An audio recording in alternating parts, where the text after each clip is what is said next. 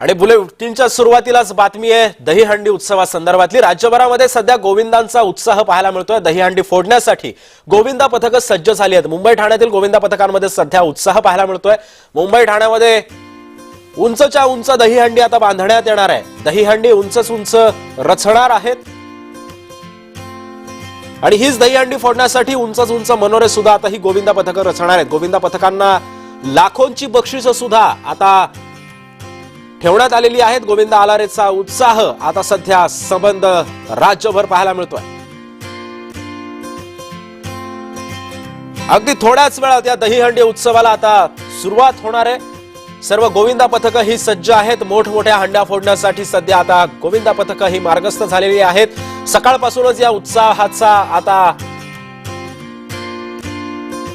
कशाचा तोड राहिलेला नाहीये आणि याच पार्श्वभूमीवरती आता गोविंदा पथकं जी आहेत ती हंड्या फोडण्यासाठी आता सज्ज झाली आहेत। मुंबई ठाण्यातील गोविंदा पथकांमध्ये सध्या उत्साहाचं वातावरण आहे।